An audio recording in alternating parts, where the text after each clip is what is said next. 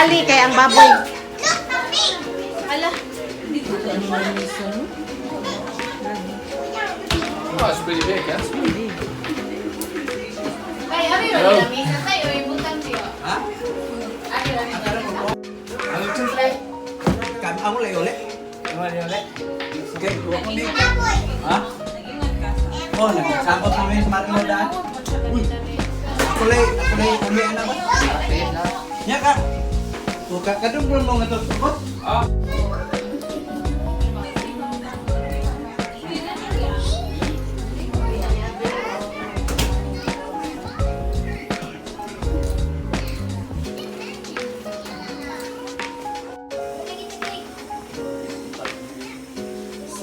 Day Raya, ayaw lagi na naa day.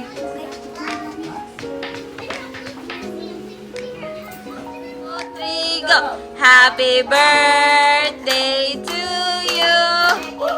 Happy birthday to you. Happy birthday, happy birthday, happy birthday to you.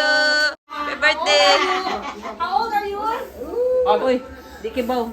Yay! Happy birthday, Mama.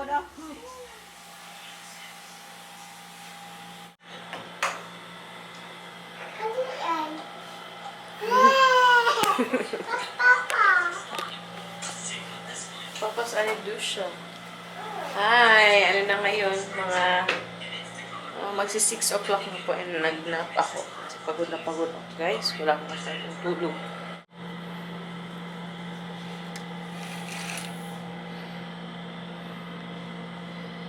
Maliwanag man sa sa video, sa camera, but it's getting dark outside actually.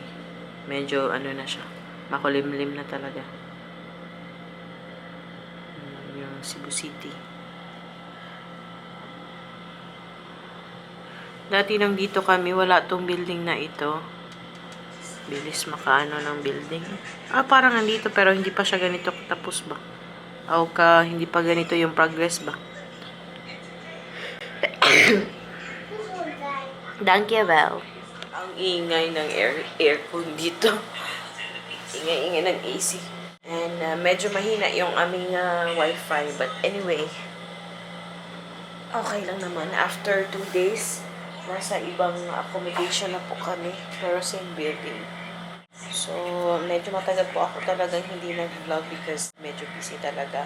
I really thought that I'd be able to document everything during this vacation. Paalis na po si Ruth nga this week. So, hindi talaga ako masyado nakapag-vlog. Hindi nga ako masyado din nakapag-picture. Ano lang talaga, focus kami sa kay Ana.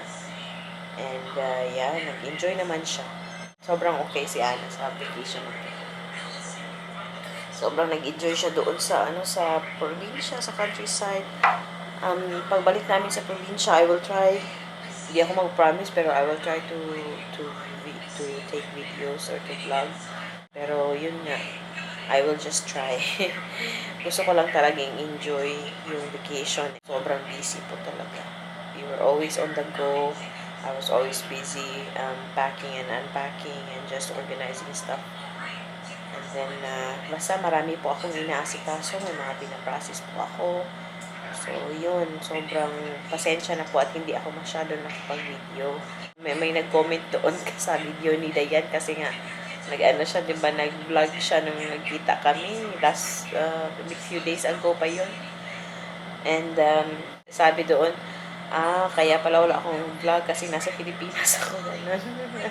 The plan was to actually vlog and document everything on this trip, but hindi kaya. And also guys, ang hirap ng wifi, ang hina ng wifi, tapos yung memory ko sa sa iPad parang limited na. Kailangan ko siyang i-download from the cloud, and then yeah, it takes time to download. So yun, struggle is real, pero yun, hinay lang.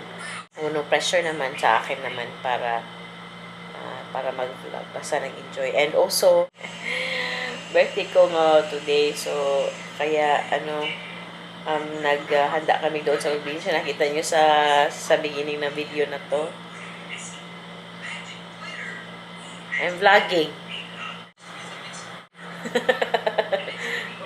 Bagong nakaligo si Ruth. Sabi niya, nag-vlog pa daw ako. Kasi nga, hindi ako nakita nag-video these days. Last week na po ni Ruth this week and uuwi na siya sa Netherlands. And then I will stay here for a few more weeks. To be honest, gusto ko nang umuwi. Gusto ko nang umuwi sa amin. Pero I will just also try to enjoy the rest of our stay here in the Philippines. Sobrang init po talaga dito sa Philippines. And dun sa probinsya, palaging walang kuryente. And pag walang kuryente, nawawala din yung water service ba. So, ang hirap. Tapos si Ana, nagrereklamo sa init, ganun. Pero anyway, nag-i-enjoy naman siya. And isa lang yung na-realize ko talaga dito sa atin. Hindi lang naman talaga sa atin, no? Pero sa lahat naman, or all over the world naman. Sobrang mahal na, guys. Grabe, ang mahal-mahal na pala talaga dito. Sinabi sa akin ni Dayan dati kasi nakauwi siya ng 2 beses yata before ako nakauwi. Sabi niya, mahal na, Day. Sabi niya. Sabi ko, ko din, na-imagine ko. Pero iba pa rin yung ikaw talaga ba, yung maka-realize talaga o maka-experience. Sobrang mahal na talaga.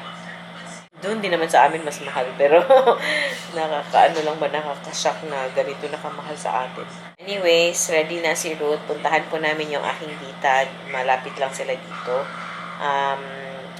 We will pick up our luggage kasi dinrap namin doon sa kanila. Vlog ako ng konti doon sa bahay nila. Second visit pa po namin. Hi guys! Meet my number 1 basher! Tita, magkikikain kami dito. Wow! Like a pizza, Ana. Kuya mo siya. Lingkwasi. Tricky niya.